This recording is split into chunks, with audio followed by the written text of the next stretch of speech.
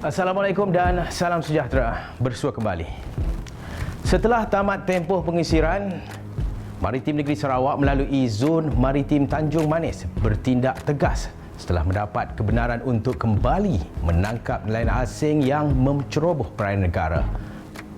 Susulan itu, 5 nelayan Indonesia ditangkap kerana menjalankan aktiviti menangkap ikan di perairan Malaysia kira-kira 119 batu nautika dari utara Tanjung Sirik 28 Jun lepas.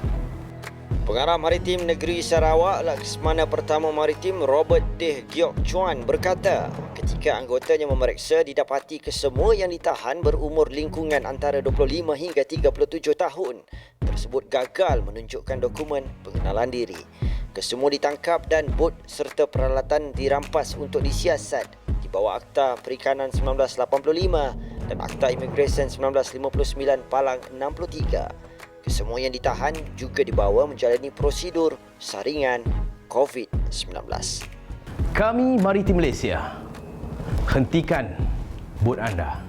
Berhenti, berhenti, berhenti. 2 bot nelayan seakan hantu beredar pergi tidak mengendahkan arahan KM Langkawi yang melakukan rondaan di perairan Laut Cina Selatan pada 28 Jun lepas. Bot terbabit dikesan berada di kedudukan 100 hingga 101 batu nautika dari Kuala Terengganu. Pengarah Maritim Negeri Terengganu, Kapten Maritim Muhammad Sufi Muhammad Ramli menjelaskan, kedua-dua bot tersebut ditahan KM Langkawi ketika sedang melakukan rondaan Op khas Naga Barat. Kedua-dua bot tersebut ditahan kerana menceroboh perairan negara di samping memiliki nombor pendaftaran mencurigakan.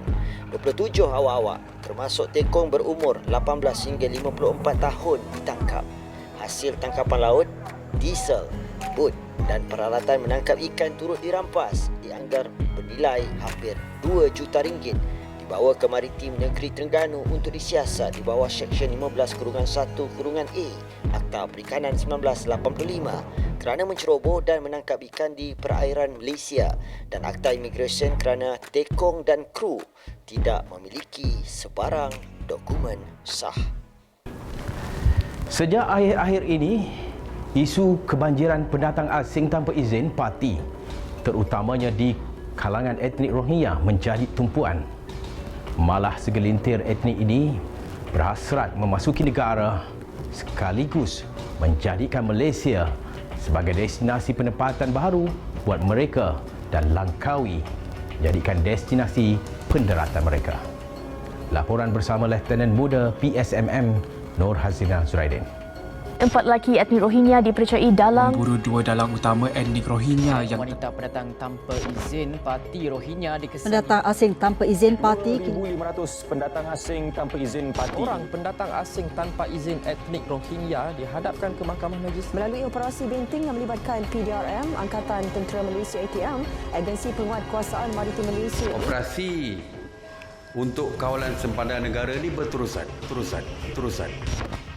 Tiada kemasukan atau zero entry kepada pendatang asing tanpa izin parti.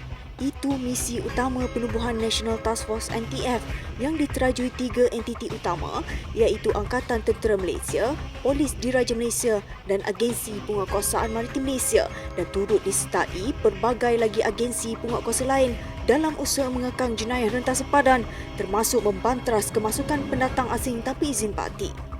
Menerusi NTF, Op Benteng diperkenalkan dan kesemua agensi yang terbabit mempunyai peranan yang sama dalam memerangi kemasukan parti dengan dipecahkan kepada 2 elemen iaitu laut dan darat. Baru-baru ini kami dibawa menyertai tinjauan ke sektor pengoperasian Op Benteng di utara Semenanjung Negara. Beberapa pengamal media turut dibawa bagi melihat lebih dekat bagaimana Op Benteng dilaksanakan. Kami dibawa menaiki pesawat C-130 TUDM terbang menuju ke perairan Langkawi.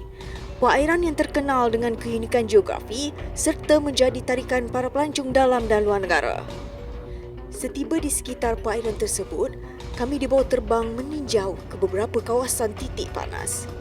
Suasananya tenang, yang ada cuma kelihatan bot-bot kecil nelayan pantai. Kedudukan geografi Langkawi yang berhampiran dengan negara jiran di samping mempunyai 99 pulau menyebabkan ia menjadi sasaran utama pendaratan parti ke negara ini terutamanya mereka etnik Rohingya. Tidak cukup dengan itu, terdapat penglibatan ejen atau dalang yang menyalurkan maklumat kepada pergerakan parti, menyebabkan mereka mudah membolosi benteng sempadan perairan meskipun telah banyak aset diatur gerak mengawasi perairan Langkawi. Misalnya pada 8 Jun lalu, 269 parti Rohingya nekat memasuki Malaysia dan bertindak sengaja membocorkan bot mereka agar tidak diusir keluar. Dan ditambah pula terdapat 50 individu terjun laut bagi melarikan diri dari ditangkap. Antara cabaran-cabaran yang kita hadapi di sini adalah yang pertama sekali adalah faktor geografi lah. Yang mana kita terlalu hampir dengan persepadanan negara. Antara dua negara lah, sama ada Thailand ataupun dengan Indonesia. So di situlah menjadi titik orang kata yang memudahkan pergerakan daripada sempadan. Yang keduanya adalah berkenaan dengan tontor ataupun sindiket yang melaksanakan atau menjalankan aktiviti-aktiviti yang haram ni lah, dengan imbuhan wang yang banyak. Mereka sanggup buat apa sahaja tanpa mengambil kira nyawa parti-parti tersebut. Inilah keadaan bot Rohingya yang dinaiki hampir 300 orang. Hasil siasatan awal, bot ini telah berada lama di laut sebelum cuba untuk memasuki perairan Malaysia. Mereka sanggup menggadai harta benda dan nyawa, berada di laut dalam tempoh yang lama dan nekat untuk sampai ke darat. Apabila mereka sedar, tindakan pengusiran akan dikenakan. Hasil daripada kita punya intelijen dipercayai memang pihak pelarian ni atau parti ni sengaja membocorkan bot tersebut untuk mengelakkan yang diusir ke perairan antarabangsa. Kesemua mereka telah menjalani prosedur saringan COVID-19 dan didapati negatif sebelum dibawa ke kem bina wawasan Langkawi untuk tindakan lanjut. Ketika ini, kesemua parti yang ditangkap ditempatkan di kem bina wawasan bagi menjalani proses healing. Sementara pasukan NTF meneruskan pengawasan di setiap persempadanan negara dengan ketat. Hazrin Nazuraidin bersama Laskar Kelas 1 Syaril Abdul Hadi, Langkawi, MCG Report. Ombak kuat, laut bergelora. Namun keadaan itu tidak meruntuhkan keinginan untuk keluar memancing. Akhirnya, padah menimpa. 4 mangsa terkandas apabila bot yang digunakan karam akibat dipukul ombak kuat di perairan Pitas pada 29 Jun lalu. Sejurus panggilan kecemasan diterima Zon Maritim Kudat yang sedang melaksanakan rondaan rutin telah diatur gerak ke tempat kejadian dan menemui mangsa dalam keadaan selamat pada kedudukan 1.6 batu nautika barat laut Pulau Gusong, Melantah, Pitas. Keempat-empat mangsa yang ditemui selamat diperanti penangkap bilis bagang dan seterusnya dibawa pulang ke jeti daratan Bengkoka, Pitas. Sebuah bot nelayan tempatan kelas A dilaporkan terbalik di perairan Bacok, Kelantan.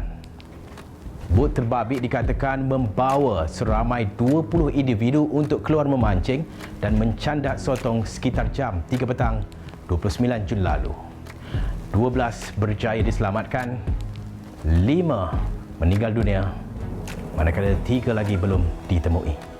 Sejurus menerima laporan kejadian, MRSC Kuantan mengaktifkan cari lamat. Maritim Negeri Kelantan mengatur gerak bot penyelamat 7, penghalang 18 serta kilat 27 dan 28 serta dibantu pesawat udara Maritim Malaysia bagi melakukan pencarian. Timbalan Pengarah Bahagian Cari Lamat dan Bantuan Bencana Maritim Lieutenant Komander Maritim Dr. Suzana Razali Chan berkata, Maritim Malaysia juga menghantar pasukan penyelam-penyelamat bagi mencari mangsa yang masih hilang dengan sektor pencarian meliputi kira-kira 5.0 batu nautika dari kawasan bot yang terbalik.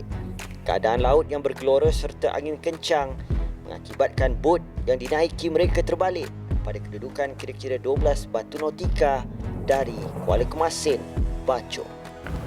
Cuaca di beberapa kawasan perairan negara ketika ini dilaporkan tidak menentu. Kebelakangan ini, Maritim Malaysia juga menerima banyak laporan berkaitan pemancing jatuh laut, bot terbalik dan karam. Ada yang berjaya diselamatkan dan menyedihkan apabila ada yang meninggal dunia. Oleh itu, kami nasihatkan komuniti maritim agar sentiasa berwaspada dan meningkatkan tahap kesedaran keselamatan diri untuk keluar ke laut. Tangguhkan hasrat anda seketika untuk menjalankan sebarang aktiviti laut dan patuhi amaran kaji cuaca. Sayangi diri, isteri, anak-anak dan keluarga. Sehingga bertemu lagi. Assalamualaikum.